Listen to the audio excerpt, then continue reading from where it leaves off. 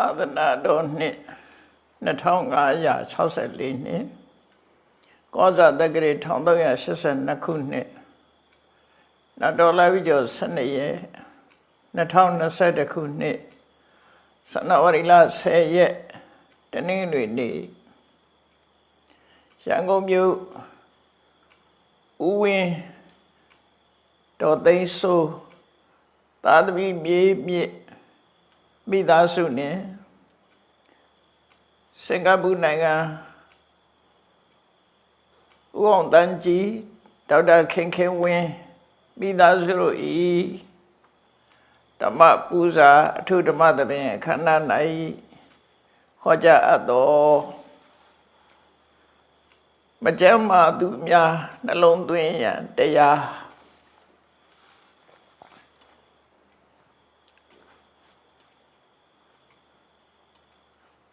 လောကမှာတရားထုတ်တယ်ဆိုတာအချိန်နဲ့အခါနဲ့ဆေးရိုက်တဲ့ဝါသနာနဲ့ကိုင်းညီအောင်မြတ်စွာဘုရားကကမ္မထာအမျိုးမျိုးကိုဟောကြားခဲ့တာလူတွေယောဂကုတဲ့ဆေးတောင်မှာပဲအမျိုးမျိုးဖော်ဆကြရတာဖြစ်တယ်တမျိုးတည်းမဟုတ်ဘူးအဲ့တော့မြတ်စွာဘုရားတရားတော်မှာလည်းပဲသမထဝိပဿနာတရားလို့အချုပ်အဖြစ်ပြောတော့တယ်ပဲသမထတရားဝိပဿနာတရားအမျိုးမျိုးရှိတဲ့ထဲမှာကိုယ်စရိုက်နဲ့ကိုင်းကြည့်တဲ့နှလုံးသွင်းတရားဟာအရေးကြီးတယ်ပေါ့နော်ကိုယ်စရိုက်နဲ့ကိုင်းကြည့်တဲ့နှလုံးသွင်းတရားကိုနှလုံးသွင်းမှယောဂနဲ့စိတ်တက်အောင်ပေးဆိုလို့ဖြစ်ပေါ်နေတဲ့စိတ်ရဲ့အခြေအနေတွေဟာပြောင်းလဲပြီးတော့ကောင်းတဲ့အခြေအနေတစ်ခုရနိုင်တယ်။ဒါကြောင့်မို့တမန်အဖြစ်တရားထုတ်တယ်ဆိုတာတမျိုးတည်းထုတ်နေရတာမဟုတ်ဘူး။လောကမှာအာယုန်တွေကအမျိုးမျိုးရှိသည့်အတွက်ကြောင့်ကိုယ်စိတ်အခြေအနေမှာဘယ်လိုအာယုန်တွေနဲ့ကျုံတွေ့ပြီးဘယ်လိုပတ်ဝန်းကျင်နဲ့ရှိနေတယ်ဆိုတဲ့အပေါ်မှာစဉ်းကျင်သုံးသပ်ပြီးတော့ဘာတရားနှလုံးသွင်းရမလဲဆိုတာမျိုးမြတ်စွာဘုရားခွဲခြားပြီးတော့ဟောထားတာရှိတယ်အချို့အပြင်ပြောလိုက်လို့ရှိရင်မြတ်စွာဘုရားဟောထားတာကမ္မထံ40ကမ္မထံ40ဆိုတာကမ္မထာထုတ်တဲ့အခါမှာအာယုံပြုရမယ်ကမ္မထာရဲ့အာယုံအကြောင်းအရာ40လို့ဆိုလို့ရပေါ့နော်အဲ့ထက်မှဒီမှာစင်ပွဲသွားတာတွေစင်ပွားသွားတဲ့ဟာတွေရှိသေးတယ်ပေါ့ဆေးတော့တဲ့အခါမှာကိုယောဂနဲ့ကိုင်းညီတဲ့ဆေးရှိတယ်လို့အထွေထွေယောဂပြောင်းနိုင်တဲ့ဆေးမျိုးလည်းရှိတာပဲကမ္မထာဆိုတာလည်းပဲအဲ့တိုင်းပဲကိုယ်မှာဖြစ်နေတဲ့အခြေအနေတစ်ခုပေါ်မှာကုစားရတဲ့နှလုံးသွင်းတရားပဲဖြစ်တယ်ကိုယ်မှာဖြစ်ပေါ်နေတဲ့အခြေအနေတစ်ခုကိုစဉ်းကျင်သုံးသပ်ပြီးအဲ့ဒီအခြေအနေနဲ့ကိုက်ညီတဲ့နှလုံးသွင်းမျိုးကိုနှလုံးသွင်းရမှာအလုံးခြုံကြည့်လိုက်တဲ့အခါကျတော့ကမ္မထာထုတ်တယ်ဆိုတာယောနိသောမနတိကာရတဲ့မှာအကျုံးဝင်တယ်ပေါ့ voice attention လို့ဆိုတဲ့အသိဉာဏ်နဲ့ဆင်ញင်သုံးသပ်မှုတစ်ခုပါပဲအဲဆင်ញင်သုံးသပ်တဲ့အခါမှာ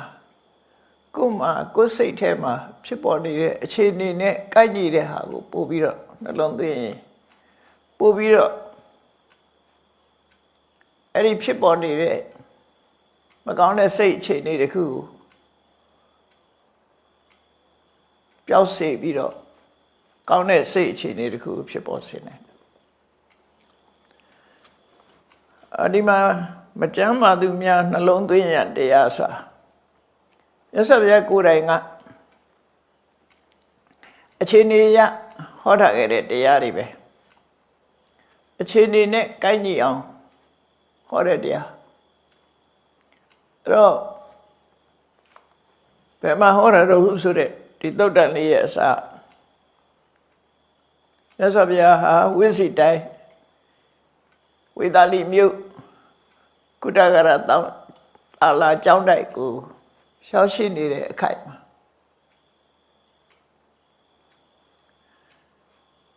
တပါးရင်ကေအောင်ခြင်းလို့ဆိုတဲ့ကမ္မထာနှလုံးသွင်းခြင်းတရားဆင်ခြင်း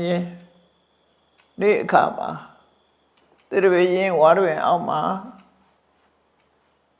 တပါးဒီကေအောင်နေထိုင်ပြီးတဲ့အခါမှာကုတ္တဂရသာလကျောင်းထဲမှာဆောက်လုပ်ထားတဲ့မကြောက်မမာတဲ့ယဟန်နေနေတဲ့ခိလနသာလာလို့ခေါ်တဲ့အစာအုပ်ရှိတယ်မကြောက်မာတဲ့ယဟန်နေဟာအဲ့ဒီခိလနသာလာဆိုတဲ့အစာအုပ်ထဲမှာတွားရောက်ပြီးတော့တရင်သုံးနေချတယ်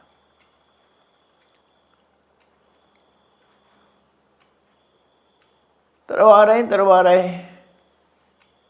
ရုပ်ခန္ဓာကြီးရှိနေလို့ရှိရင်ခန္ဓာကြီးရှိနေလို့ရှိရင်မကြမ်းမာမှုဆိုတာဖြစ်လာတတ်တယ်မြတ်စွာဘုရားကိုယ်တိုင်တော့မှမကြမ်းမာတဲ့အခါမကြမ်းမာမှုဖြစ်တယ်အဲ့လိုမကြမ်းမာမှုဖြစ်ပေါ်နေတဲ့ပုဂ္ဂိုလ်တွေအစဉ်ပြေစေရန်အတွက်ခိလနသာလာမကြမ်းမာတဲ့ပုဂ္ဂိုလ်တွေနေထိုင်တဲ့အဆောင်ကျောင်းဆောင်မှာမြတ်စွာဘုရားခိလနတွေစီကြွသွားတယ်တဲ့အဲ့လိုကြွသွားတဲ့အခါမှာယဟန်တစ်ပါးဟာမကြမ်းမမာဖြစ်တာအတော်လေးနဲ့အားနည်းနေတဲ့ယဟန်တစ်ပါးမကြမ်းမမာဖြစ်ပြီးတော့အင်အားတွေတော်ရုပ်လျော့နေတဲ့ယဟန်တစ်ပါးကိုအကြောင်းပြုပြီးတော့မြတ်စွာဘုရားကအတူတူကလိုက်ပါလာတဲ့ယဟန်တွေရောကိလနာယဟန်တွေရောအားလုံးကိုဒီကမ္မထံကိုဟောခဲ့တာပဲဖြစ်တယ်။ဒါကြောင့်မို့ဒီကမ္မထံကို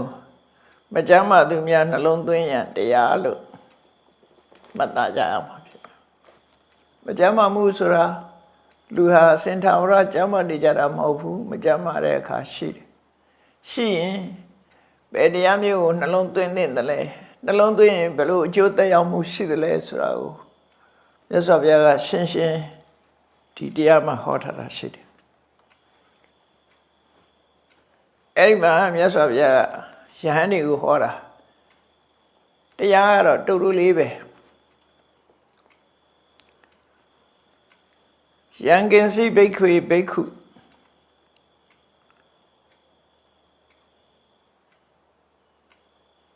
ထုပလံခိလနကံပင်စဓမ္မာနဝိဇဟန္တိဆိုလိုတဲ့အဓိပ္ပာယ်ကမကြမ်းမာလို့အင်အားလျော့ပါနေတဲ့မြည်သည့်ယဟန်ကိုပဲဖြစ်ဖြစ်ဟောဒီနှလုံးသွင်းရမည်တရား၅မျိုးသူနှလုံးသွင်းနေမယ်ဆိုရင်ဒီတရား၅မျိုးကိုသူလက်လွတ်မထားဘူးဆိုလို့ရှိရင်စင်တစိုက်နှလုံးသွင်းနေမယ်ဆိုလို့ရှိရင်တသေတံပါတိကင်ခံဒီအကျိုးကျေးဇူးကိုမျှော်လင့်ရတယ်တဲ့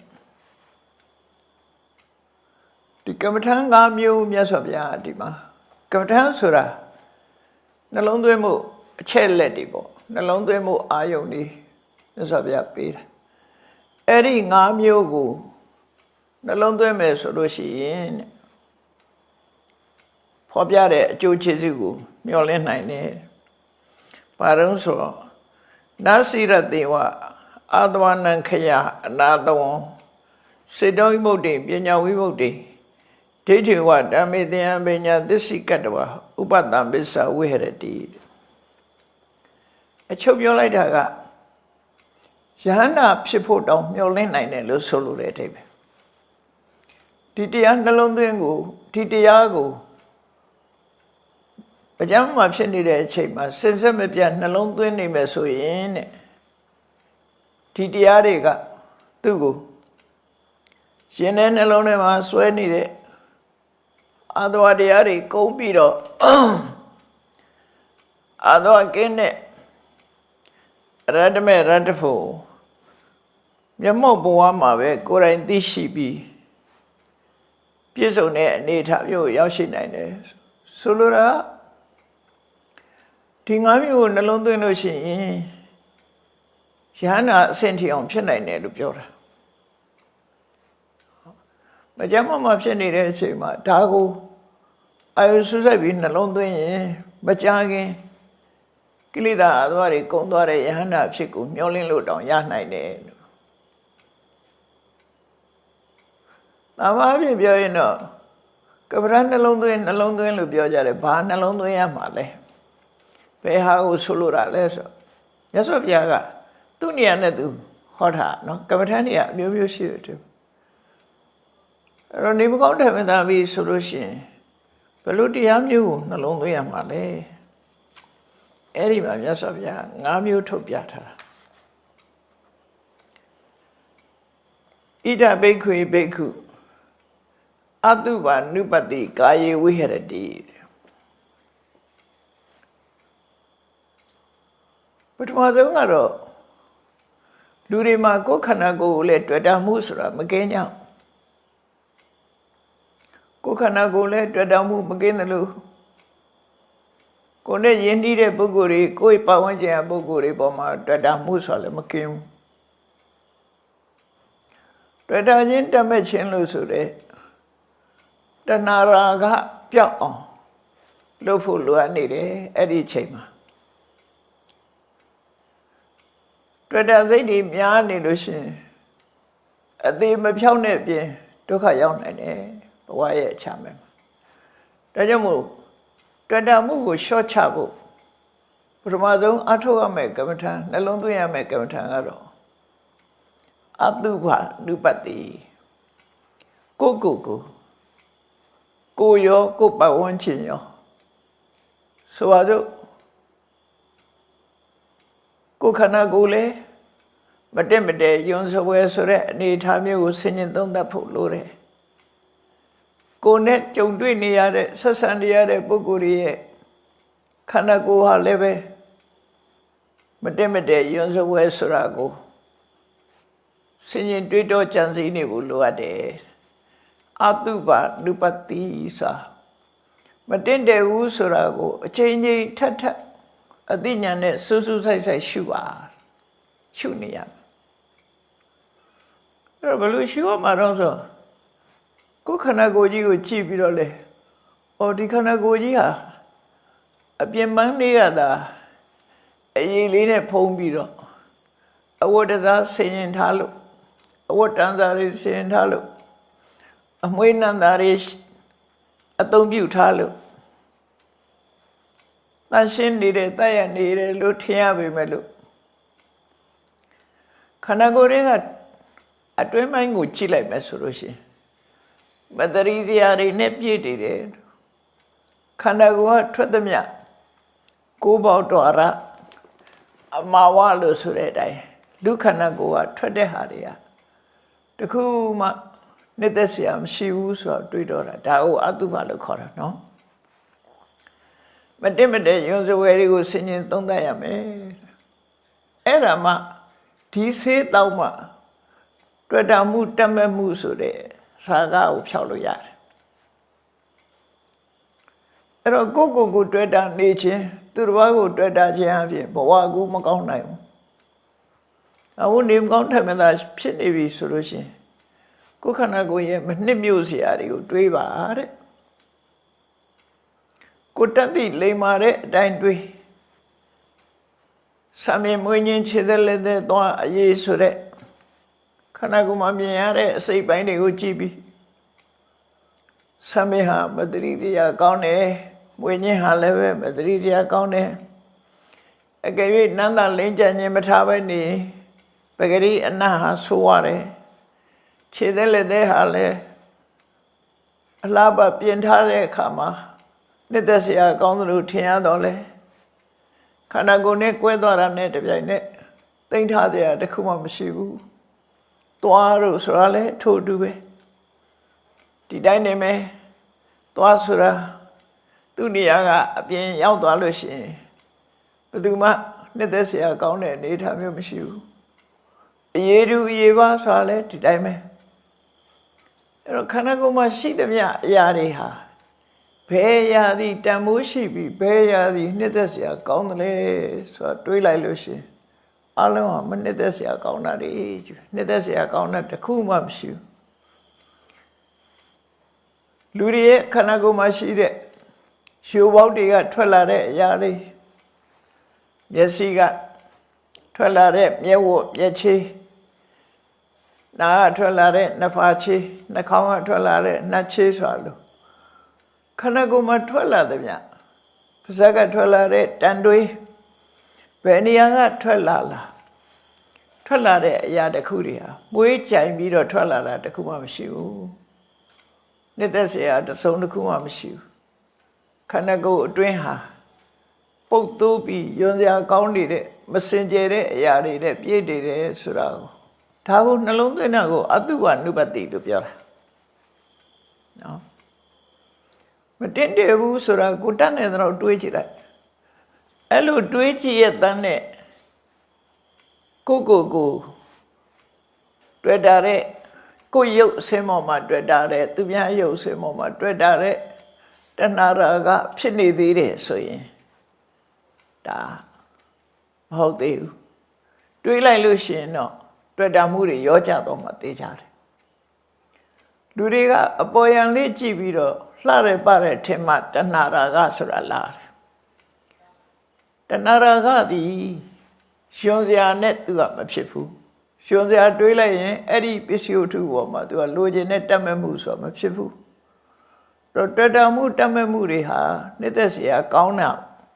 တွေးမိမှဥပမာမဲ့ကိုလဲကိုအသားရည်လေးကလှပတယ်လို့ထင်နေတယ်ကိုဆိုရင်လေးကလှပတယ်လို့ထင်နေတယ်ကိုမွေးညင်းလေးကလှပနေတယ်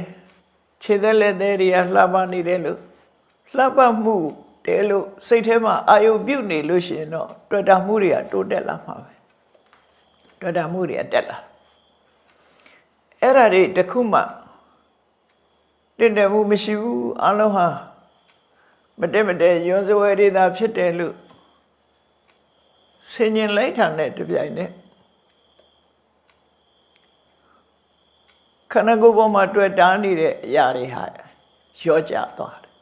တယ်တဏှာကရောကျသွားနောက်ဆုံးလုံးဝမပြောက်တော့မှတရင်ကပဟံလို့ခေါ်တဲ့နှလုံးသွင်းတဲ့အခိုက်လေးမှာနှလုံးသွင်းမှုကြောင့်တွေ့တတ်မှုကပျောက်ဆုံးသွားတယ်သူများကိုတွေ့တာလို့ရှိရင်လည်းသူများရဲ့မတရိစရာသူများခန္ဓာကိုယ်ရဲ့မတရိစရာရွှေမွဲရာတွေကိုအလေးနဲ့ဆင်ញင်စဉ်းစားကြည့်လိုက်လို့ရှိရင်တွေ့တာမှုဆိုပျောက်သွားမှာမြတ်စွာဘုရားကမာဂန္ဒီပုံနာကြီးကိုပြောတဲ့စကားလိုပဲတကယ်တော့မာဂန္ဒီဆိုတာအရွယ်လေးကလည်းငယ်တယ်အလွန်လဲချောအလွန်လဲလှတဲ့ပုံနှမလေးပေါ့အမှန်တမ်းချောလွန်အားကြီးလို့သူ့သမီးနဲ့တန်တဲ့လူကိုရှာလို့မရနောက်ဆုံးမှာမြတ်စွာဘုရားရဲ့ရုပ်အစင်းကိုသဘောကျပြီးဘုရားစီလအနှင်းတဲ့အခါမှာဘလောက်ပဲချောလှအပေါ်ယံလှတာဆိုတာကိုမြတ်စွာဘုရားထောက်ပြပြီးနော်အပြင်ဘက်ကသာစမ်းကြဲနေတဲ့အတွင်းထဲမှာယွန်းစရာကောင်းတဲ့မစင်အိုးဆိုပြီးတော့မစင်အိုးဟာအပြင်ဘက်ကတော့လှပတွေလှုပ်ထားလို့ပြင်ကကြည့်ရင်တော့လှတယ်လို့ရှိတယ်သို့တော့အဲ့ဒီအိုးကိုမဖွင့်လိုက်နဲ့ဖွင့်လိုက်ရင်နှာခေါင်းပိတ်ရမယ်အနန္တလေးချွေကုန်တော့လူခန္ဓာကိုယ်ကြီးကလည်းမြတ်စွာဘုရားကအဲ့ဒီသဘောကိုပေါအောင်ပြောလိုက်တာမုဒ္ဒကရိတပုံနံကျင်ကြီးကျင်ငယ်တွေယွန်းစရာတွေနဲ့ပြည့်နေတယ်သင်သမီးရဲ့ခန္ဓာကိုယ်ကိုငါခြေနဲ့တောင်မထိကျင်ဘူးလို့ပြောလိုက်တာဒါအတုဝကမ္မထာကိုခေါ်လိုက်တာပဲနော်တော့လူတိုင်းဟာကိုဖြစ်စေသူများကိုဖြစ်စေတွေ့တမှုတွေဖြစ်လာတဲ့ဆိုလို့ရှိရင်ဒါကိုနှလုံးသွင်းရမှာဘလို့ယုံစရာကောင်းနေတာတွေနဲ့ပြည့်နေတယ်လေဆိုတော့နှလုံးသွင်းရ အဲ့ဒီလိုနှလုံးသွင်းလိုက်လို့ရှိရင်တော့တွေ့တာမှုဆိုတဲ့တော့တည်ငါအဖြစ်ငြိမ့်သွားမှာပဲရှုပါများတဲ့အခါကျတော့သူဟာထက်သန်လာမှုမဖြစ်တော့ဘူး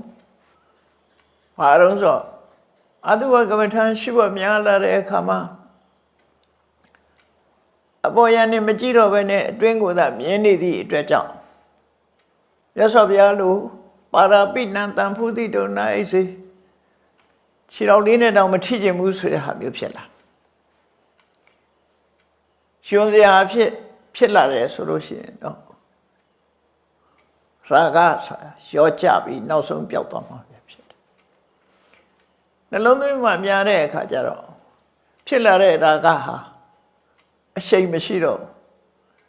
ဖြစ်တဲ့အခွင့်အရေးကလည်းနည်းလာတယ်ဖြစ်လာလိုက်အတုဝကမ္မထာနဲ့နှိမ့်လိုက်ဖြစ်လာလိုက်အတုဝကမ္မထာနဲ့စဉ်းစားလိုက်ဆိုရင်သူ့ကိုချိုးနိုင်ပြီးသားဖြစ်သွားတော့နောက်ဆုံးမှာလုံးဝပျောက်သွားနိုင်တယ်အဲ့ဒါကိုဆိုတာနော်အဲ့ဒီမှာအယုစုကမ္မထာအထုတ်တဲ့ပုဂ္ဂိုလ်တွေဟာလည်းပဲသူတို့ပဲအတုဝကမ္မထာနဲ့ကာကတတတိထဲမှာပါတဲ့အလုံးခြုံထားတဲ့ထဲမှာရဟန်းတစ်ပါးဟာဒီကိုနိုင်ငံမှာအဋ္ဌိကကမ္မထာလို့ဆိုသူရဲ့ခန္ဓာကိုယ်ဟာအယိုးတွေနဲ့တိဆောက်ထားတယ်ဆိုတာတကယ်ကြည့်ရင်လည်းတကယ်သိတာပဲအခုခေတ်မှာဆိုရင်တော့ဤပညာတွေကလည်းရှိတယ်လေဒီX-ray နဲ့ရိုက်ကြည့်လိုက်လို့ရှိရင်အယိုးတွေဟာခန္ဓာကိုယ်ကြီးကမြင်နေရတာပဲအယိုးတွေပဲမြင်ရမှာပဲเนาะကိုယ်ကိုယ်လည်းကြည့်လို့ရတဲ့အနေအထားပဲကိုယ်ကိုကြည့်လို့မရရင်လည်းအယိုးစုတွေကိုကြည့်လိုက်ရင်ငါလည်းဒီတိုင်းပဲငါခန္ဓာကိုယ်ထဲမှာလည်းဒီတိုင်းပဲရှိတယ်လို့အပေါ်ယံကိုခွာပြီးတော့အတွင်းထီအောင်ကြည့်လိုက်တဲ့အခါမှာအယိုးတွေကြီးပဲမြင်လာနိုင်တယ်လှုပ်ရှားသွားလာနေတဲ့အရာတွေအလုံးကိုအယိုးစုနဲ့ပဲအယိုးစုမြင်နေကြဖြစ်သွားပြီးတော့အယိုးလိုပဲမြင်နေတဲ့ skeleton ဆိုတဲ့အယိုးဘုတ်အယိုးရုပ်ကြီးပဲမြင်နေမှာရှုရများရင်အဲ့လိုဖြစ်လာအဲ့ဒီယဟန်တစ်ပါးဟာအယိုးစုကမ္မထံပွားတော့ဘုသူကြည့်လိုက်အယိုးပဲမြင်နေတယ်နောက်ဆုံးမှာအနုရတပူရာကအိမ်သားနဲ့စိတ်ဆိုးပြီးထွက်လာတဲ့အမျိုးသမီးတူနဲ့လမ်းမဆုံတော့အဲ့ဒီမျိုးသမီးကအဖော်ရလို့ရညာဆိုပြီးတော့ရဟန်းကိုတွေ့တဲ့အခါမှာပြုံးပြတော့သူ့သွားကိုမြင်လိုက်တယ်အဲ့ဒီသွားလေးကနေပြီးတော့ဆက်ပြီးပါတယ်မြင်သွားတော့ဆိုအယိုးစုတွေမြင်သွားတယ်နောက်ကသူ့ရဲ့မျိုးသားနောက်ကလိုက်လာပြီးတော့အရှင်ဘုရားဒီနာအမျိုးသမီးတယောက်သွားတာမတွေ့လိုက်ဘူးလားလို့ဆိုအဲ့ဒီရဟန်းကဘာမိတ်ရှိတော့ဆိုနာဘိသန္နာမိအိဋ္ဌိဝါပုရိသောဝါအိဋ္ဌိဝါပုရိသောဝါဤတော့ကတော်ဒီနာသွားတာအမျိုးသားလားအမျိုးသမီးလားငါမသိလိုက်ပါဘူးအယိုးစုကြီးတစ်ခုတော့သွားတယ်ဒီနာသွားတာမှန်တယ်အယိုးစုတစ်ခုတော့ဒီနာဖြတ်သွားတယ်လို့ပြောအဲ့တော့ကမ္မထာရဲ့အာယုံကြောင့်မို့လို့သူဟာအယိုးစုလိုပဲမြင်လိုက်တော့တာအမျိုးသမီးလို့တော့မသိလိုက်တော့ဘူးအဲ့ဒီကမ္မထာသာလက်ကင်မရှိဘူးဆိုရင်တွေ့တာမှုဆိုတာဖြစ်လာနိုင်တယ်ပေါ့ဒါကြောင့်မို့လို့မကြမ်းမာတဲ့ပုဂ္ဂိုလ်တွေဟာကိုယ်ခန္ဓာပဲဖြစ်စေကိုယ်နာမှာပြုစုတဲ့ပုဂ္ဂိုလ်ရဲ့ခန္ဓာမှာပဲဖြစ်စေအလုံးဟာနှစ်သက်ဖွယ်ရမကောင်းဘူးရွံစရာအတိဖြစ်တယ်ဆိုတာကိုအချိန်ချင်းထပ်တွေ့တာမှုတွေပြောက်ကင်းသည့်ထီအောင်နှလုံးသွင်းလိုက်ပါတဲ့အဲ့ဒီနှလုံးသွင်းလို့ရှိရင်တဏှာရာဂကိုဖယ်ခွာပြီးတော့နောက်ဆုံးအသိဉာဏ်နဲ့တက်သွားပြီးယဟန္တာထီအောင်ဖြစ်သွားနိုင်ပါတယ်ဒါကမ္မထာတစ်ခုနော်ကမ္မထာတစ်ခုပေးတာဒီကမ္မထာကတွေ့တာမှုဆိုတဲ့ကိုယ့်ကိုတွေ့တာမှုသူများကိုတွေ့တာမှုဆိုတဲ့ပုံမှာအစွမ်းအထက်ဆုံးဆေးတစ်ခွက်ပဲအာနာပါနလုံနေလို့ရှိရင်ဒါမျိုးဖြစ်ချင်မှဖြစ်မှာအာနာပါနဆိုတာတမာရီတော့ရာကောင်းရသွားလိမ့်မယ်တခြားကမ္မထာနှလုံးသွင်းနေလေကိုတွေ့တာမှုသူတော်ဘာပေါ်မှာတွေ့တာမှုဆိုတဲ့တွေ့တာမှုကိုတိုက်ရိုက်ဖယ်ရှားဖို့ဆိုတာတခါတလေစွမ်းထက်ချမှတ်တယ်ဆေးဆိုတာ အထွေထွေယောဂကုတဲ့ဆေးရှိတယ် special ကုတဲ့ဆေးရှိတယ်ဒါအဲ့ဒီတွေ့တာမှုကိုတွေ့တာမှုသူတော်တွေ့တာမှုပါ special ကုတဲ့ဆေးမျိုးပဲဒီဆေးကိုတောက်လိုက်ဒီတရားကိုနှလုံးသွင်းလိုက်လို့ရှိရင်အဲ့ဒီအကျိုးကျေးဇူးတွေရလာမယ်ပြောတယ်နောက်တစ်ခုကတော့ဘာနှလုံးသွင်းရမလဲဆိုရင်အာဟာရိပฏิကူလတင်ညာတဲ့ကိုစားတဲ့အစာအာဟာရတွေနဲ့ပတ်သက်ပြီးတော့ရုံစရာတွေကိုတွေးတောကြည့်ပါအစာအာဟာရနဲ့ပတ်သက်ပြီးရုံမွေးရာတွေကိုတွေးတောပါရသော်အပြင်စဉ်းစားကြည့်ဘာလေးကကောင်းတယ်ဘယ်ဟင်းလေးကကောင်းတယ်ဘယ်အသီးနှံလေးကကောင်းတယ်ဆိုပြီးတော့ကောင်းတာပဲတွေးပြီးတော့စားကြတာဟောအဲ့ဒါလို့စားမယ်ဆိုရင်ရတ္တတဏှာကိုဖယ်ရှားနိုင်မှာမဟုတ်ဘူးဒွေရင်ဒီကြိုက်တဲ့လူကလည်းဒွေရင်ဒီလေးပါစက်သားကြိုက်ရင်လည်းစက်သားလေးနဲ့အဲ့လိုလူတွေဟာကြိုက်လို့စားတဲ့အဆင့်မျိုးရောက်သွားတယ်မြတ်စွာဘုရားကိုယ်တိုင်ကအစာအာဟာရစားတာဟာခန္ဓာကိုယ်တည်တံ့ပြီးကျန်းမာဖို့စားတယ်ဆိုတဲ့အတွေးကိုတွေးခိုင်းတာပြီသားအဲ့လိုမတွေးဘဲနဲ့ကြိုက်လို့စားတာမျိုးဆိုရင်ရတ္တတဏှာလွှမ်းမိုးလာမှာပဲအဲ့လိုမဖြစ်ရအောင်မကျန်းမာဖြစ်နေတဲ့အချိန်မှာဆိုလို့ရှိရင်ကိုစားတဲ့အစာအာဟာရရဲ့အနေထားတစ်ခုကိုဆင်ញင်သုံးသပ်ပြီးတော့ကြည့်ရိုးရိုးလေးပဲတွေးကိုစားတော့မဲ့ထမင်းကိုစားလိုက်ပြီးပါဇက်ထဲထည့်လိုက်တဲ့အချိန်ကစပြီးတော့ပကံထဲမှာရှိတဲ့ထမင်းပါဇက်ထဲရောက်သွားတဲ့ထမင်းဟင်းမတူတော့ဘူးပါဇက်ထဲရောက်သွားပြီးပြန်ထွေးထုတ်ပြီးဘယ်သူမှစားမှာမဟုတ်တော့ပါဇက်ထဲမရောက်ခင်တော့သူများကိုကျွေးလို့ရသေးတယ်ထမင်းပကံထဲကထမင်းဟင်းကျွေးလို့ရတယ်ကိုယ်ပါဇက်ထဲရောက်သွားလိုက်တာနဲ့တပြိုင်နက်ခန္ဓာကိုယ်နဲ့လည်းထိတွေ့လိုက်ရောအတွင်းနဲ့လည်းထွေးလိုက်ရောယွန်းစရာဖြစ်သွားတယ်ခွေးအံပတ်လို့ဖြစ်သွားတယ်သူကစားမှာမဟုတ်တော့အဲ့လိုမျိုးဆင်ញင်ရမယ်လို့ဆိုလို့တယ်နော်အဲ့ဒါဆိုလို့ရှိရင်ငါစားလိုက်တဲ့အစာအာဟာရလေးဟာအပြင်ဘက်မှာသာဖွဲရမွေးကြိုင်လှပါအခုခေတ်ဆိုလို့ရှိရင်တော့သူကအစာတစ်ခုကိုလှအောင်လည်းလုပ်တယ်မျက်စိပတာရဖြစ်အောင်လှအောင်လည်းပြင်တယ်ပြီးရင်အနံ့လည်းကောင်းအောင်လုပ်တယ်ပြီးတော့ဝါလိုက်တဲ့အခါမှာတချို့အစားအစာကျွတ်မြည်အတန်လေးလည်းကောင်းအောင်လုပ်ထားတယ်နောက်ရှားပေါ်ရောက်တဲ့အခါအထီးတွေ့လေးလည်းကောင်းအောင်လုပ်ထားတယ်ဥပမာပူရမယ့်ဟာဆိုကော်ဖီဆိုရင်ပူလေးရှေခဲမုံဆိုအေးလေးဒါအထီးတွေ့ပဲကောင်းပြင်ဆင်ထားကြတယ်အရသာလည်းကောင်းအဲ့လိုအလုံးချိန်ကြည့်လိုက်မယ်ဆိုရင်စားတဲ့အချိန်မှာမျက်စိရဲ့မြင်ကွင်းလည်းလှတယ်လှအောင်ပြင်ဆင်ထားတယ်အနံ့ကလည်းကောင်းတယ်ရှားပေါ်ရောက်တဲ့အခါအပူအေးအထီးတွေ့ရလည်းကောင်းတယ်အဲ့မှာရှားကိစ္စမဟုတ်သေးဘူးเนาะအနံ့လေးကလည်းကောင်းတယ်အနံ့ကလည်းအနံ့မကောင်းရင်လည်းမရဘူးအနံ့လည်းကောင်းတယ်အထီးတွေ့လည်းကောင်းတယ်ရှားရဲ့အရသာမှလည်းကောင်းတယ်ဆိုအဲ့ဒီ5မျိုးနဲ့ပြည့်စုံတဲ့အစာအာဟာရမျိုးဟာအပြင်ပန်းမှာကြတော့ဒီဟာတွေအကုန်လုံးကောင်းနေတယ်သို့တော့ပါဇက်ထဲရောက်သွားလို့ဘလောက်ပဲရတာကောင်းတာပဲဖြစ်ဖြစ်အဲ့ဒီအစာရဲ့ဒီအရင်ချင်းတစ်ခုကပြတ်သွားတယ်ယွန်းစရာပဲရောက်သွားပြီပါဇက်ထဲထည့်လိုက်တာနဲ့ယွန်းစရာဖြစ်သွားပြီအစာတစ်ခုစားတဲ့အခါမှာစဉ်းစားပြီးတော့ကြည့်ကော်ဖီတောက်တယ်ဆိုကော်ဖီတောက်တယ်ဆိုရင်ကော်ဖီပူလေးတောက်ချင်တဲ့ပုဂ္ဂိုလ်ကအေးနေရင်မကောင်းအဲ့တော့ပူတာအေးတာကိုသိတာပါတော့ဆိုလို့ရှိရင်ဖုဒ္ဓဘာယုံကိုသိတဲ့ကာယဝိညာဉ်စိတ်ဖြစ်တယ်အဲ့ဒီအချိန်မှာဒီအချိန်မှာအရသာမဟုတ်သေးဘူးပူတာအေးတာဖုဒ္ဓဘာယုံနဲ့ဆိုင်တယ်နောက်ပထမဆုံးကကော်ဖီအနံ့ကလေးကမှုေးတယ်ဒါနှာခေါင်းနဲ့ဆိုင်ရှာနဲ့ကိုမဆိုင်သေးဘူးနှာခေါင်းနဲ့ဆိုင်တယ်အထီးတွေ့ကာယပတာရနဲ့ဆိုင်တယ်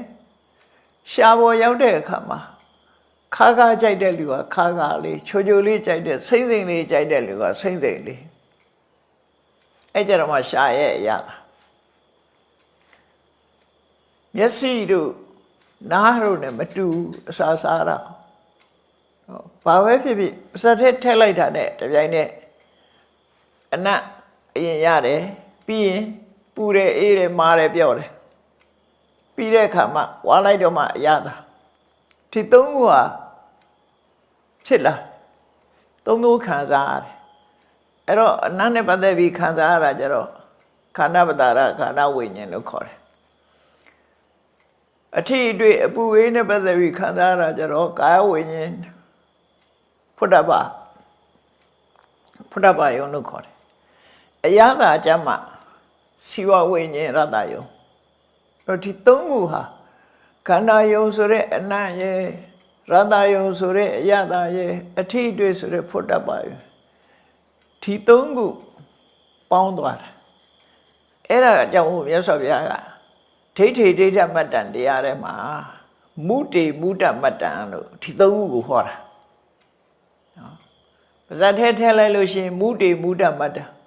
ဘာသိရမလဲအနံလည်းသိတယ်အထီးတွေ့လည်းသိတယ်ရတာလည်းသိတယ်သုံးမျိုးအဲ့သုံးမျိုးဟာစားတိုင်းသတိထားကြည့်ဒီသုံးမျိုးတွေ့လိမ့်မယ်သို့တော့အာဟာရေပဋိကူလတင်ညာဆိုတာကြတော့ကိုယ်စားလိုက်တဲ့အစာဟာပါဇတ်ထဲမရောက်ခင်ထိအောင်တန်ရှင်းတဲ့တက်ရတယ်ပါဇတ်ထဲထည့်လိုက်တာနဲ့တပြိုင်နက်ယွန်စရာဖြစ်သွားပြီဒါပါဇတ်ထဲပဲရှိသေးတဲ့ယွန်စရာဖြစ်သွားပြီမျိုးချလိုက်လို့ဘိုက်ထဲရောက်သွားပြီအစာကြေချက်သွားပြီးတဲ့နောက်မှာဆိုလို့ရှိရင်တော့အနန္တကပူဆိုးလာတယ်စားတော့ကတော့တပြောတစ်ပါးကြီးထမင်းဝိုင်းမှာစားကြတယ်အစာကြေသွားလို့အဲ့ဒီအစာအာဟာရတွေရဲ့ပြောင်းလဲမှုနဲ့ခန္ဓာကိုယ်ကထွက်လာပြီဆိုတဲ့အခါကျတော့တွိုင်းလက်ထဲဝင်ပြီးတယောက်တည်းပဲ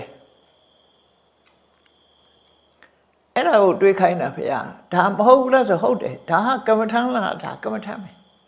နော်အစာအာဟာရဟာပါဇတ်ထဲမရောက်ခင်လေးတင်ကောင်းတာပါလားဟိုဘက်ရောက်သွားတာနဲ့တပြိုင်နက်အကုန်ယွန်းစရာပါလားဆိုအာရိပတိကုလတင်ညာဆိုအဲ့ဒါပြောတယ်နော်အဲ့ဒါထီအောင်တွေးထားလို့ရှိရင်တွေ့တာမှုဆိုတာမရှိတော့အစာအာဟာရနဲ့ပတ်သက်ပြီးတွေ့တာမှုရတ္တတနာဆိုအများကြီးရောနေသွားပြီစားရတဲ့ကိုကချမ်းသာဖို့အတွက်စားတယ်အသက်ရှိဖို့အတွက်စားတယ်ကြိုက်လို့စားတာမပါတော့ဘူးသက်ရှိဖို့အတွက်စားတယ်ဆိုတဲ့အဓိပ္ပာယ်မျိုးရောက်တယ်စားလိုက်တဲ့အစာဟာလည်းမမောစရာမရှိဘူးပါဇတ်ထဲမရောက်ခင်လေးတွေပဲတန်ရှင်းတယ်ပါဇတ်ထဲရောက်သွားတဲ့နောက်ကလေးကမတန်ရှင်းတော့နောက်ဆုံးမှခန္ဓာကိုယ်ထွက်လာတယ်စားလိုက်တဲ့အစာကနေခွဲရမ်းချပြီးထွက်လာတာမျက်စိကထွက်ရင်မျက်ခြေအနေနဲ့ထွက်တယ်နှာခေါင်းကဆိုနှာခြေအနေနဲ့နားနှစ်ဖာခြေအနေနဲ့ထွက်တယ်ပါးစပ်ကတရွေးအနေနဲ့ထွက်တယ်အံပတ်အနေနဲ့ထွက်တယ်နောက်တပြားတွေရွံစရာတွေအနေနဲ့ပဲပြန်ထွက်လာစားတော့ကတော့တပြောတပါသွားတော့တယောက်တည်းအဲ့ဒါကြောင့်ဒီအစာအာဟာရဒီလိုလေးပဲတွေးပါဒါတွေးခိုင်းတာကပ္ပထာထုတ်တယ်ဆိုတာမှန်ကန်တဲ့အတွေးနဲ့တွေးတာပဲတွေးတာကိုသမ္မာသင်္ကပ္ပလို့ခေါ်တာဒီမှာတွေးမှသိမှမတွေးရင်မသိဘူးမတွေးပဲနေရင်ကောင်းတယ်ပဲထင်တာလေအဲ့ဒီထီအောင်တွေးကြည့်တာကိုအာဟာရေပဋိကူလတင်ညာလို့ခေါ်တယ်ဝိသုဒ္ဓိမေမှာတော့တွေးဖို့တွေးနည်းတွေအများကြီးပြထားတယ်အဲ့တော့တမန်အားဖြင့်ထင်ရှားမဲ့ဆိုရင်ခုလောက်တွေးနိုင်ရင်ကိုမဆိုးအာဟာရေပဋိကူလတင်ညာဆိုတာကိုစားတဲ့အာဟာရပေါ်မှာမတရိစရာယွန်စရာကောင်းတယ်ဆိုတဲ့အမှတ်တင်ညာနဲ့စားပါလို့ဒီလိုပြောတာနော်အဲ့ဒါဆိုရင်အစာအာဟာရပေါ်မှာမမောတဲ့တဏှာရတ္တတဏှာကိုဖယ်ရှားနိုင်ပါတယ်အဓိကကတော့မြတ်စွာဘုရားတရားတော်တွေဟာတဏှာတတ်တဲ့တရားတွေတဏှာအဓိကဖြစ်တယ်တွေ့တာမှုဖယ်တဲ့ဟာတွေ့တာမှုဖယ်မှမုံတိမှုဆိုတာလည်းဖယ်လို့ရတယ်ကြံတဲ့ကိလေသာတွေကိုလည်းဖယ်လို့ရတယ်လူတွေရဲ့တဏှာမှာဒုက္ခအပေးဆုံးကဘာလဲဆိုရင်တဏှာပဲတဏှာရဲ့အမြစ်ကဘယ်သူတုံးဆိုအဝိဇ္ဇာအမှန်မသိသမျှသူခိုင်းနေမှာပဲဒီတဏှာရှင်သန်နေမှာ နော်အဝိဇ္ဇာနဲ့တဏှာကိုအမြစ်လို့ပြောတယ်အပြန်လှန်တို့ကအမြစ်ပဲဒီနေရာမှာတဏှာကိုအဝိဇ္ဇာနဲ့တဏှာဆိုတဲ့ပရိစ္ဆေသမုပ္ပါမှာဒီတဘာဝတရားနှစ်ခုဖယ်ရှားနိုင်မှာအဲ့ဒီပဲဘဝတစ်ခုကနေတစ်ခုကိုပို့ဆောင်နေတာတဏှာသာလည်းဖြစ်တယ်သို့တော့အဝိဇ္ဇာမပါဘူးလားဆိုအဝိဇ္ဇာရဲ့လောက်ကင်ဆောင်ရွက်မှုကပါတော့ဆိုအဝိဇ္ဇာကအမှန်မသိအောင်ကာကပေးတာတကယ်အလုံးလုံးနေတာတဏှာအလုပ်တယ်တဏှာအတွေ့တာတယ်အဝိဇ္ဇာကပုံမှန်မမြင်ရအောင်သူကဖုံးပေးတာဖွက်ပေးတယ်ဖုံးပေးတယ်နော်မလှတာကိုလှတယ်ထင်အောင်အဝိဇ္ဇာမနစ်သက်စရာကောင်းတာကိုနစ်သက်စရာကောင်းတယ်လို့အဝိဇ္ဇာတွေကဖုံးပေးတာဖုံးပေးတော့တဏှာကတွေ့တာပေးတယ်သူတို့ကပူးပေါင်းပြီးဆောင်ရွက်နေကြတာဒါကြောင့်မို့တန်တရားလဲတယ်ဆိုတဲ့နေရာမှာအဝိဇ္ဇာနဲ့တဏှာဒီနှစ်ခုကအဓိကအဝိဇ္ဇာနိဝရဏနံတဏှာတန်ရောစနာနံလို့မြတ်စွာဘုရားသုတ်တန်နေမှာဟောအဝိဇ္ဇာဆိုတဲ့ဆုပ်ပိတ်မှုရဲ့တဏှာဆိုတဲ့တွေ့တာမှုရဲ့ဒီနှစ်ခုနဲ့ပဲတန်တရားထဲမှာခီးသွားနေကြရတယ်အဝိဇ္ဇာကကာပေးလိုက်တဏှာကသဘောကျလိုက်အဝိဇ္ဇာကကာပေးလိုက်တဏှာသဘောကျလိုက်တယ်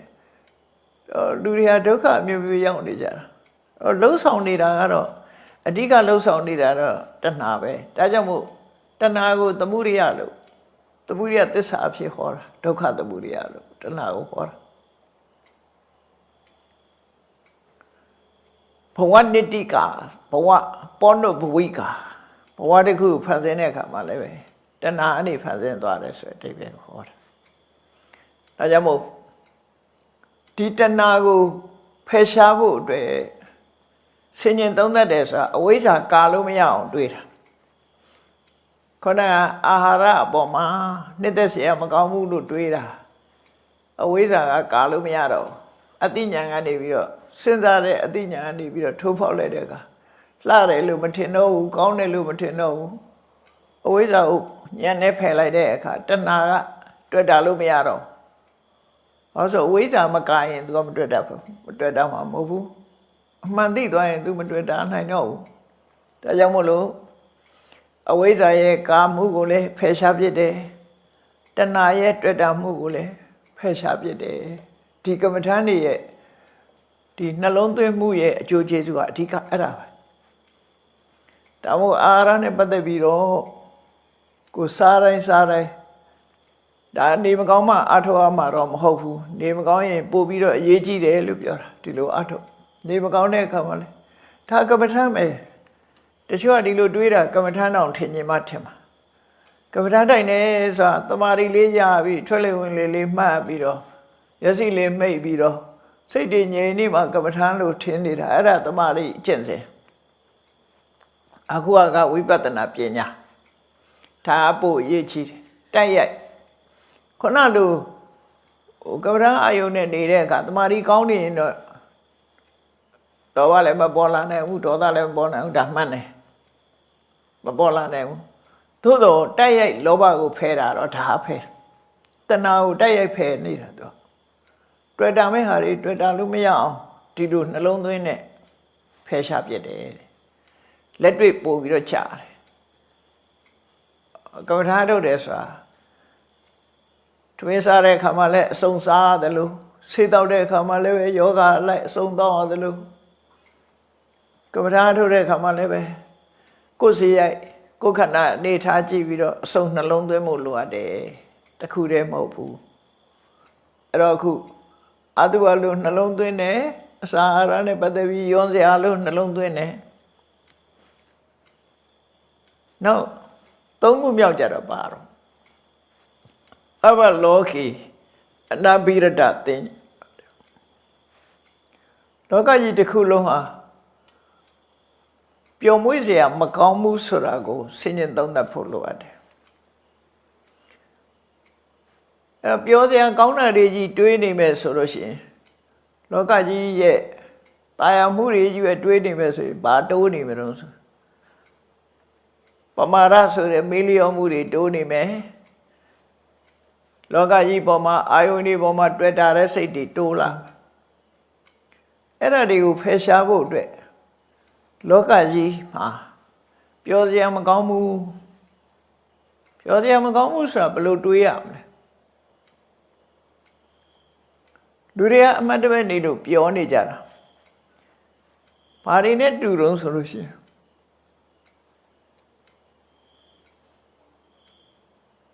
ချက်တွေလှောင်ထားတဲ့ချက်ချင်းတွေကချက်တွေလိုပဲလက်သက်ယုံပို့ထားတဲ့နွားတွေလိုပဲဟိုတယ်တွေမှာရေကန်နဲ့ထည့်ထားတဲ့ငါးတွေလိုပဲမကြခင်ဟင်းအိုးတဲ့ရောင်းအောင်မဲ့အနေအထားမျိုးတွေဖြစ်တယ်လူတိုင်းဟာမကြခင်သိဆုံးရမယ်ဆိုတာ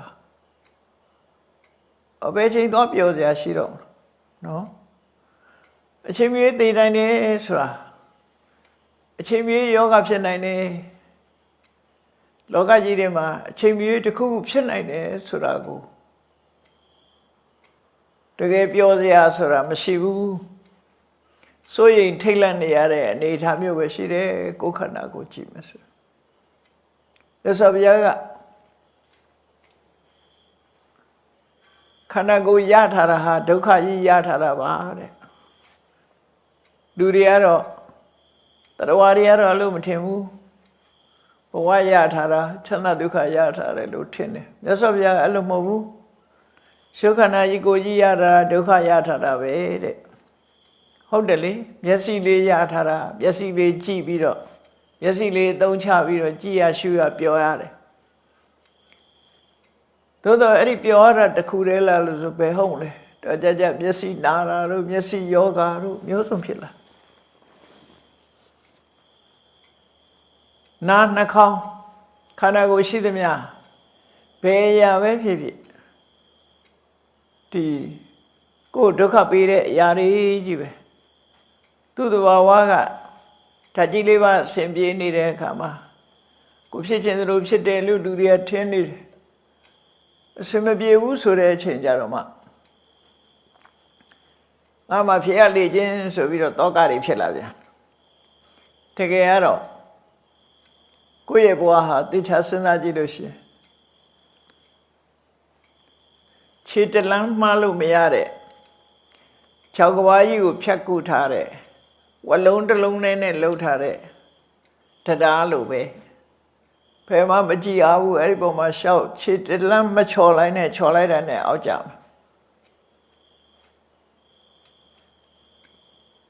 အဲ့တော့လောကကြီးမှာပြောစရာဆိုလို့တခုမှမရှိနောက်ဥပမာတစ်ခုပြောရမယ်ဆိုလို့ရှိရင်ရသော်ပြပေးထားတဲ့ဥပမာလေးတစ်ခုရှိတယ်လူတယောက်ကိုစီခွက်ထဲမှာစီတွေပြည့်ထည့်ပြီးတော့အဲ့ဒီခွက်ကိုတည့်ခိုင်းတယ်မင်းသွားစီတစ်စက်ဖိတ်တာနဲ့မင်းရဲ့ခေါင်းကိုဖြတ်မယ်ဆိုပြီးနောက်ကဓာမိုးလိုက်အဲ့ဒီလူရဲ့အနေအထားကိုစဉ်းစားကြည့်နောက်ကဓာမိုးထားတယ်စီတစ်စက်မှမဖိတ်စေရဘူးသွားရမယ်စီတစ်စက်ဖိတ်တဲ့နေရာမှာဆက်ပြတ်မှာ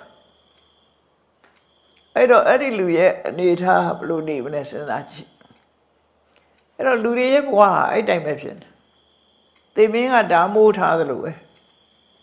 မင်းတစုံတစ်ခုမမှားလိုက်နဲ့မှားရင်မင်းသေမယ်ဆိုတာခုခေတ်ဆိုသေမင်းကလူတွေကပိုးတော်ပေါ်နေ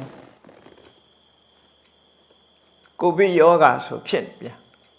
ကြောက်နေကြတယ်ဒါတခုတည်းမဟုတ်ပါဘူးအများကြီးရှိတယ်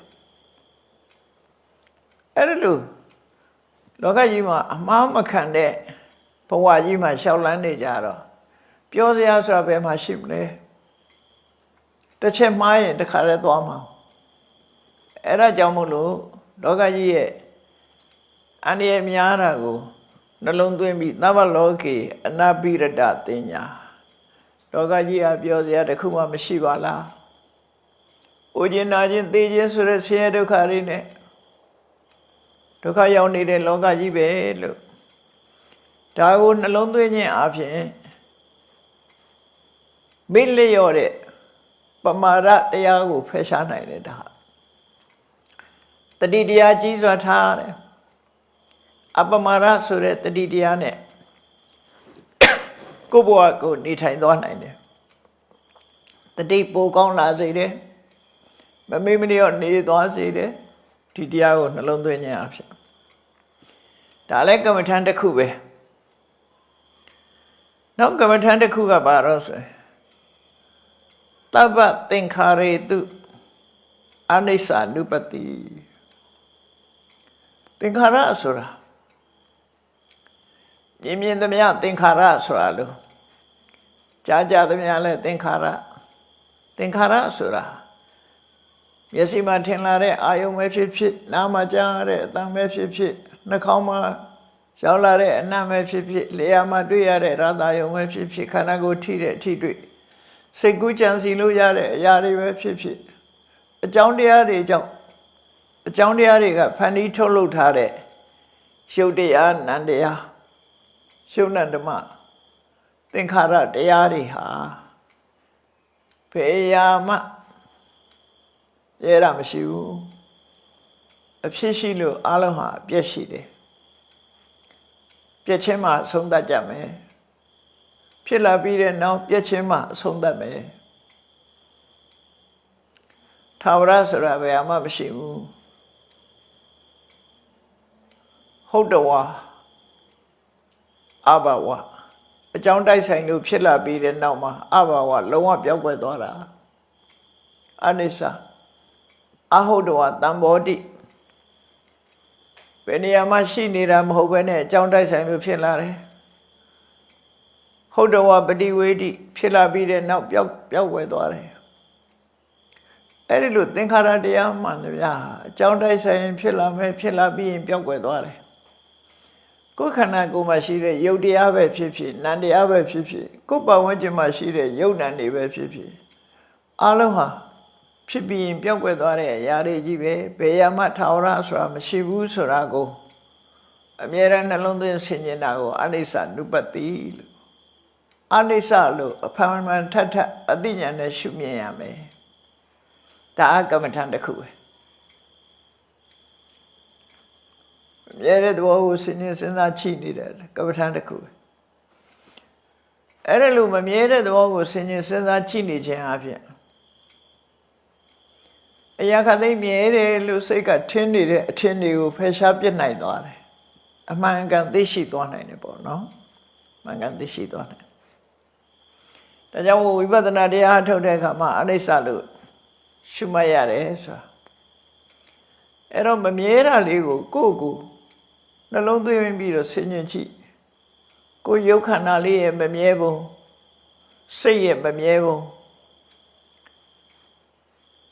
မြေလာ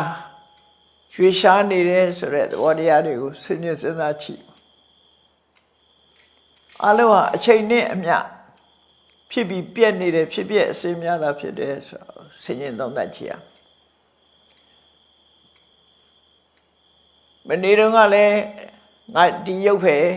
နေ့ပြင်ကလည်းဒီရုပ်ပဲလို့မဆင်ញင်မစဉ်းစားလို့ရှိရင်အဲ့ဒါလို့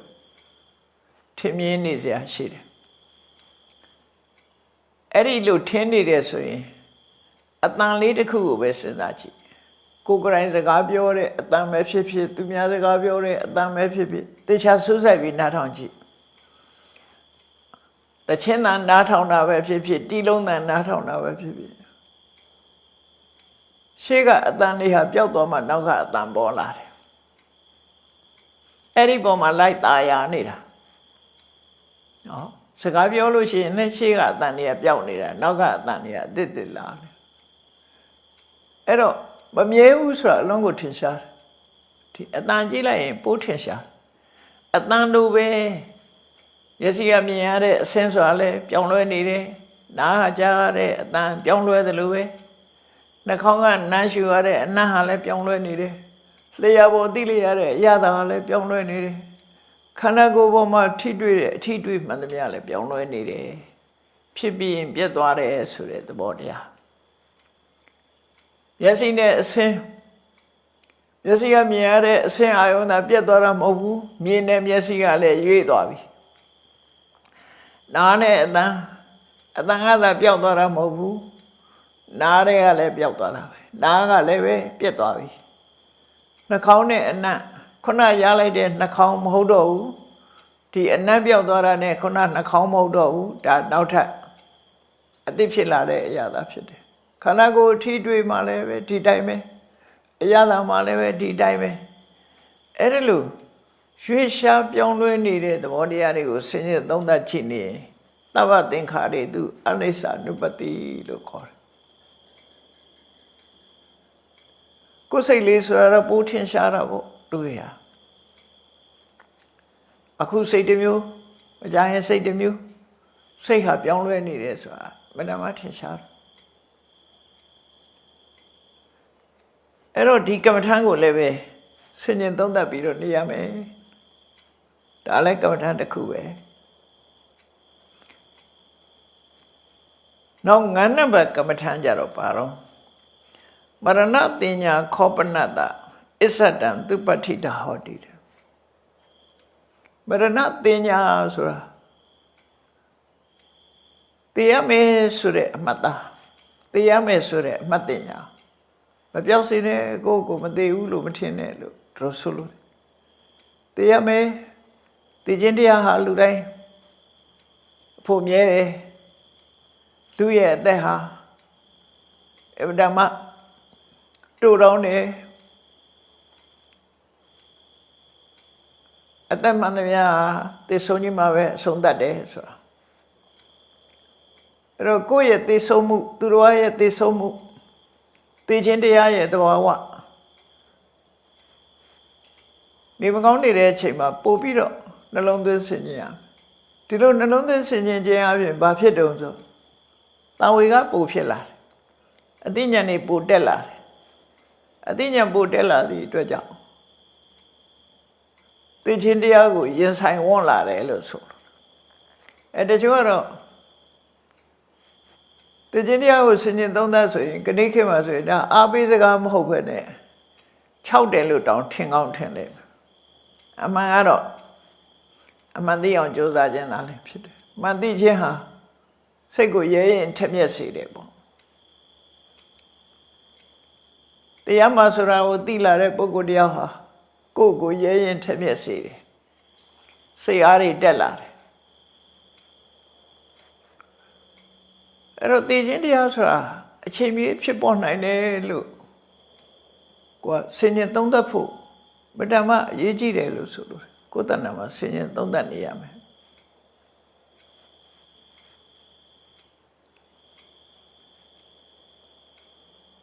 မြတ်စွာဘုရားကဟောတယ်အသက်ဆိုတာလူတွေပြောတဲ့အသက်ဆိုတာအာယုကိုပြောတာကံတရားကဖန်တီးပေးထားတဲ့ရုပ်စီဝိတ္တိတွေနံတရားတွေနဲ့အတူဖြစ်တဲ့နံစီဝိတ္တိတွေသူဟာရုပ်တရားနံတရားတွေကိုစောင့်ရှောက်တဲ့အသက်လို့ခေါ်တဲ့အရာသို့တော့အဲ့ဒီသဘာဝတရားနှစ်ခုလုံးဟာအကြောင်းကြောင့်ဖြစ်လာတာဖြစ်လို့သူတို့ကိုယ်တိုင်ကခိုင်မာမှုမရှိကြဘူးမခိုင်မာဘူးသူ့ရဲ့တက်တန်းလေးဟာအလုံးကိုတူတောင်းတယ်မြတ်စွာဘုရားကဟောထားတယ်ဒီအသက်ဆိုတာလေးရှုစီဝိတနံစီဝိတလို့ဆိုတဲ့သဘာဝတရားလေးဟာဆက်လက်ပြီးတော့ရှင်သန်နေဖို့အတွက်ဘာလိုအပ်ရတော့ဘာလိုအပ်တုံးဆိုရင်အတ္တတပတ္တတုပနိဗ္ဗတံပတ္တတုပဖတ္ထံပတ္တတုဖတ္တသက်ရှုသွင်းရှုထုတ်အသက်ရှုခြင်းနဲ့ဆက်ဆက်နေတယ်အသက်မရှုတော့ဘူးဆိုရင်သေသွားနိုင်တယ်အသက်အောင့်ထားရင်လည်းသေသွားနိုင်တယ်အသက်မရှုနိုင်အောင်လုပ်လိုက်ရင်လည်းဒီအသက်ကမရှင်တော့အဲ့တော့အသက်ရှင်နေခြင်းသည်ရှုသွင်းရှုထုတ်လေနဲ့ဆက်ဆက်နေတယ်လို့ပြောတာလေပိတ်အောင်လုပ်လိုက်ရင်သေသွားတယ်လေဒီတရားအသက်မရှုနိုင်အောင်လုပ်လိုက်လို့ရှိရင်သေသွားရောအဲ့တော့လူရဲ့အသက်ဆိုတာထွက်လေဝင်လေလေးနဲ့ဆက်ဆက်ပြီးတော့နေတယ်နောက်အစာအာဟာရနဲ့ပတ်သက်နေတယ်အစာအာဟာရမစားရင်လည်းသေဆုံးသွားနိုင်တယ်ထွက်လေဝင်လေနဲ့ပတ်သက်တဲ့အစာအာဟာရနဲ့ပတ်သက်တယ်အဲ့တော့ သူကသူရက်တိနိုင်စွာမရှိဘူးသူ့ကိုအကူအညီတွေနဲ့သက်ရှင်နေရဥပမာဘာနဲ့တူတော့ဆိုရင်ဖျောင်းနိုင်မီလေးဖြစ်ဖြစ်စီမီခွက်လေးဖြစ်ဖြစ်ထွန်းထားကြည့်လိုက်အဲ့ဒီမီးထောက်ကလေးဟာဘာပေါ်မှာရက်တိနေရတော့ဆိုမီးစာလေးပေါ့မီးစာရဲ့မီးစာကစုပ်ယူတဲ့စီလေးရဲ့ပတ်ဝန်းကျင်ကလေထုပေါ့အောက်ဆီဂျင်ဆိုတာနော်အဲ့ဒီမှာမီးစာရဲ့စီရဲ့လေရဲ့အဲ့ဒီသုံးခုရဲ့ပံ့ပိုးမှုလေးနဲ့သူကယက်တိနေရတာလေပိတ်သွားလို့ရှိရင်လည်းဒီမီးကငြိမ့်သွားမှာပဲမီးစာကုန်သွားရင်လည်းငြိမ့်သွားမှာပဲစီခမ်းသွားရင်လည်းငြိမ့်သွားမှာပဲအဲ့တော့သူ့ရဲ့ယက်တိမှုဟာမီးစာရဲ့စီရဲ့လေရဲ့ဒါပံ့ပိုးနေရတာအဲ့တော့သူသက်ရှင်မှုမှာဒီပေါ်မှာယက်တိနေရတယ်ဆိုအဲ့ဒါတွေဖယ်လိုက်တာနဲ့တပြိုင်နက်ဒီမိတော့ကလေးကပျောက်သွားအဲ့ဒါလိုပဲလူရဲ့အသက်ဟာလည်းပဲအသက်ရှူသွင်းနေတာတို့အစာအာဟာရတို့ဒီဟာတွေပေါ်မှာယက်တိပြီးတော့နေရတာဖြစ်တယ်တခုခုပျောက်ကွယ်သွားတာနဲ့ဒီအသက်လေးဟာဆုံးရှုံးသွားမှာပဲသိချတယ်ဒါကြောင့်မို့လို့လောက်ပဲကျမ်းမာနေနေလူတွေကအဆီးနဲ့တွေးလိုက်လို့ရှိရင်လည်းသိသွားကြတခုခန္ဓာကိုယ်ထိလိုက်တာနဲ့သိဆုံးသွားကြတာတွေအများကြီးအသက်အန္တရာယ်လို့ပြောကြတာလူတွေအသက်ကအန္တရာယ်အမတန်များတယ်အမတန်မှနူးညံ့သိမ်မွေ့တယ်သူ့ထိမ့်ဖို့အလွန်ခက်တယ်ကိုဗစ်နဲ့တွေ့လို့ negative ဖြစ်သွား positive ဖြစ်သွားရင်လည်းခံရဗျာ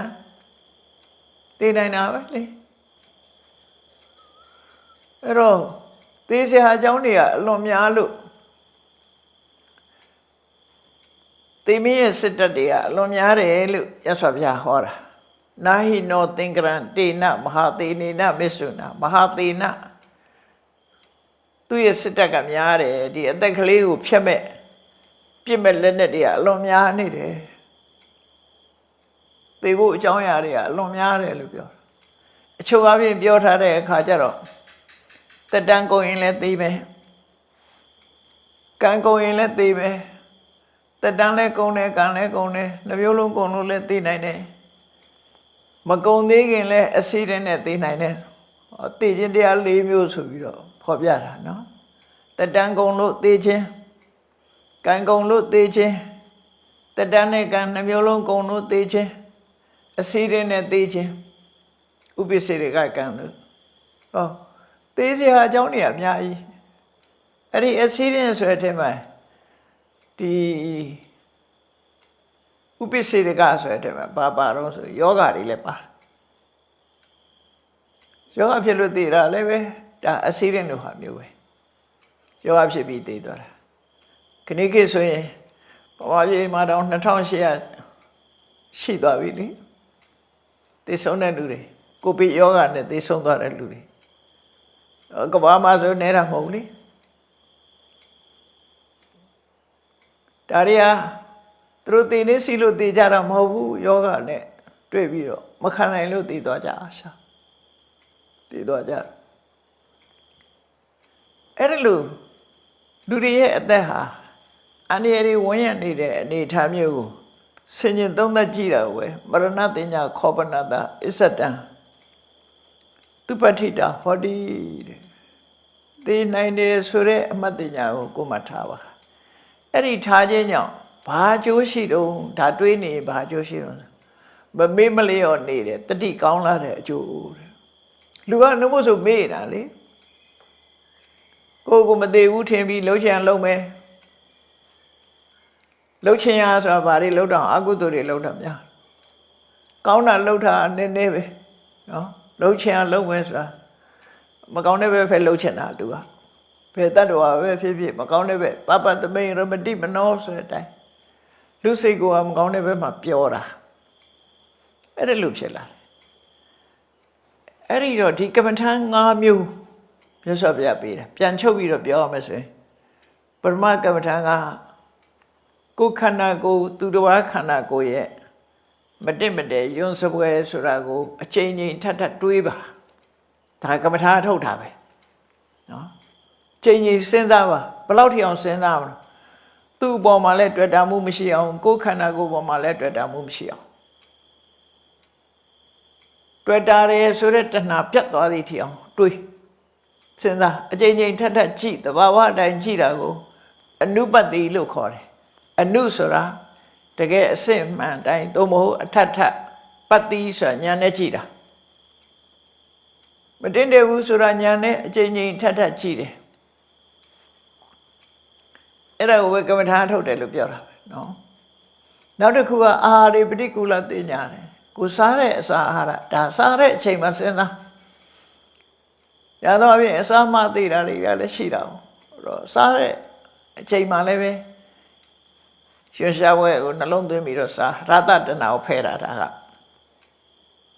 ခုနကကိုယ်ကာယပေါ်မှာတွေ့တာတဲ့တဏှာကိုဖဲတာအဲ့တော့တဏှာကလည်းအမျိုးစုံတွေ့တာသူကတဏှာမတွေ့ရရင်တဏှာတွေ့တာဟုတ်တယ်မဟုတ်လားတဏှာဆိုတာသူပြောင်းသွားတာလေဥပမာတစ်ခုပြောမယ်ကိုကမော်ရမြင့်တဲ့ကာကြီးတစ်စီးဝယ်ထားတယ်ပတ်စံလို့အဲ့ဒီကာကြီးရောင်းလိုက်တယ်ပရမဒီကာကြီးကိုတသနဲ့နေတာအဲ့ချိန်မှာကားမှာတစ်ခုဖြစ်မှသူစိုးရိမ်ရောင်းထုတ်လိုက်တဲ့အခါကျတော့ကားပေါ်မှာအာလျာပြတ်သွားပြီးတော့ကားရတဲ့ငွေတုပ်ကြီးပေါ်မှာရောက်သွားတယ်တဏှာအဲ့ဒီရောက်သွားတယ်ငွေတုပ်ကြီးပြောက်မှစိုးသွားပြီအဲ့ကျအဲ့ငွေကရွှေဝယ်လိုက်တယ်ဆိုရင်ရွှေပြောက်မှစိုးသွားပြန်ပြီငွေမရှိတော့အဲ့ကျတော့ရွှေအဲ့ဒီအနေတစ်ခုဝယ်လိုက်ရင်အဲ့သူဝယ်သွားရင်သူပြောင်းသွားတယ်တွေ့တာမှုသည်ကိုပိုင်တဲ့ဟာတစ်ခုပေါ်မှာပြောင်းသွားတယ်ဟိုပေါ်မှာရှေ့ဟာတွေပေါ်ကပြတ်သွားတယ်လူလည်းအထိုးတူပဲအခုခေတ်ဆိုပို့တော့များသေးဟိုတယောက်နဲ့တွဲလိုက်ဒီတယောက်နဲ့တွဲလိုက်တွဲတဲ့အချိန်ကျတွဲနေပြတ်လိုက်ပြန်ပြီဆိုမတွဲပြန်နောက်တယောက်တွဲသွားပြန်နောက်တယောက်နဲ့ပြတ်ပြန်တော့နောက်တယောက်တွဲပြန်ဘယ်မှာသွားတွေ့တာတော့ဆိုတာအမတမထင်ရှားတယ်ပေါ့နော်အဲ့ဒါလိုပဲတဏှာရဲ့သဘောတရားဟာသူကတတ္တရဖိနန္တိနေတပတ်ဆက်ကြမှာဟောထားတာအမတမသဘောပါကြတတ္တရဖိနန္တိနေဟိုသွားလိုက်ဒီသွားလိုက်ဟိုရောက်လိုက်ဒီရောက်လိုက်သူနှစ်သက်တာတွေကအများကြီးပဲမျက်စိကမြင်လိုက်ရင်လည်းအဆင်းအာယုံပေါ့အတန်ကြားလို့ကြိုက်ရင်လည်းအတန်ပေါ့အနံ့လေးကြိုက်ရင်လည်းအနံ့ပေါ့အရသာပေါ့ကြိုက်ရင်ရသာပေါ့သူပြောင်းပြီးတော့တွယ်နေတာပဲသူသွားနေတာပဲမရဘူးတစ်ခုကပြီးတစ်ခုပြီးပြောင်းတယ်အဲ့ဒါကြောင့်လို့ဒီတဏှာတွေပျောက်ကင်းအောင်ကြိုးစားအထောက်ရတာဖြစ်တယ်ပေါ့လောကကြီးရဲ့ပြောစရာမကောင်းတာကိုလည်းပဲစဉ်းကျင်စဉ်းစားရမယ်သင်္ခါရတရားတွေရဲ့မမြဲတဲ့သဘောတွေကိုလည်းအချိန်ချင်းထပ်ထပ်စဉ်းကျင်သုံးသပ်ရမယ်နောက်ဆုံးမှာဘဝမှာသိဆုံးခြင်းနဲ့ဆုံးသတ်ရတယ်ဆိုတဲ့သိခြင်းတရားကိုလည်းပဲကိုယ်ရင်နဲ့နှလုံးထဲမှာအမြဲတမ်းတတိနဲ့စဉ်းကျင်သုံးသပ်နေရမယ်ဆိုတာဒီကမ္မထံ5မျိုးဖျားဟောတာခိလနာဖြစ်ပြီးတော့အင်အားတွေနဲ့လူမမာဖြစ်လို့အဲ့ရထဲမှာလဲနေပြီဆိုရင်ဒီ5မျိုးတဲ့ကမ္မထံ5မျိုးကိုအထူးဂရုစိုက်ပြီးတော့ရှုပါတဲ့အဲ့လိုရှုလို့ရှိရင်ဒီပုဂ္ဂိုလ်ဟာမသေးခင်မှာတယ်မဲ့သူကယဟနာဖြစ်သွားနိုင်ပါတယ်တရားလို့ရသွားနိုင်ပါတယ်မြတ်စွာဘုရားလို့ခေါ်တာနသိရတေဝရတယ်မကြခင်မှာပဲကိလေသာအသွားတွေကင်းကွာတယ်ယဟနာဖြစ်နိုင်ပါတယ်ဆိုဘလောက်အားပေးထားတော့မြတ်စွာဘုရားဒီကမ္မထံ5ခုတွေကိုကြိုးစားအထုတ်လိုက်မယ်ဆိုရင်မသေးခင်ပဲယဟနာဖြစ်သွားနိုင်ပါတယ်တဲ့ဒါကြောင့်ဒီသုတ်တန်လေးဟာခိလနာယဟန်တွေကိုတီးတန့်ဟောတဲ့သုတ်ဖြစ်လို့မကြမ်းပါသူများနှလုံးသွင်းတရားဆိုတာကိုမှတ်သားနိုင်ယူကြပြီးတဲ့အခါမှာမြတ်ဗုဒ္ဓရဲ့ဆုံးမတဲ့အတိုင်းကမ္မထံအလုံးဆိုသည်မှာအသိဉာဏ်နဲ့စဉ်းကျင်စဉ်းစားခြင်းပဲဖြစ်တယ်။ဒါကြောင့်စဉ်းကျင်သုံးသပ်ခြင်းအပြင်မှန်ကန်တဲ့အသိအမြင်တွေကိုရရှိနိုင်တယ်လို့ကိုယ်စီမှတ်သားပြီးတော့ထို့တွေဟာကမ္မထံအလုံးကိုနေ့စဉ်ဘဝမှာဒီလိုစဉ်းကျင်သုံးသပ်ခြင်းဖြင့်ပြုလုပ်ကြမှာဖြစ်တယ်လို့တတိထားပြီးကြိုးစားအားထုတ်နိုင်ကြပါစေကုန်သတည်း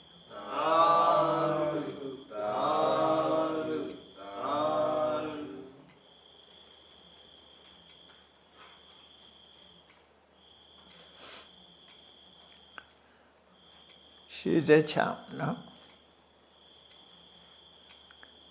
အလုံးအာယုပြုပြီးတော့ထားကုသိုလ်ရှင်များအထောက်အာယုပြုအရှင်ဖယားဖယားတပည့်တော်တို့သည်ဓမ္မအတိညာရရှိစေရန်ရှိတန်ကြလျက်ဓမ္မသဘင်ဆင်ရင်ကျင့်ပါပြုလုပ်ကြ၍အမတဒါနာဓမ္မဒါနာတရားအလှတော်ကိုပေးလူကြပါကုန်၏တရားတော်မြတ်ကိုရိုသေလေးမြတ်စွာမမတ်သားသာအာယုံထားလျက်နာကြားကြပါကုန်၏တရားတော်မြတ်ကိုတတဗဝတ္ထုအစုစုတို့ဖြင့်ပူဇော်ကြပါကုန်၏ယနေ့ယခုအာထုပ်ပြုလုပ်ကြရသောဤကောင်းမှုဤကုသိုလ်စုစုသည်နိဗ္ဗာန်ချမ်းသာ၏အကြောင်းထောက်ပံ့ဖြစ်ပါစေတည်းဤကောင်းမှုဤအဖို့ဘာကကိုအမိအဖာအဖိုးအဖွာဆရာသမားမှစ၍ကဘာသူကဘာသာလူနတ်မြမတတ္တဝါများတို့အားအမြအမြ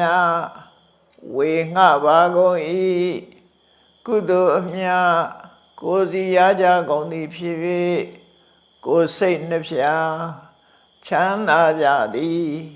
ဖြစ်ကြပါစေကုန်သတည်း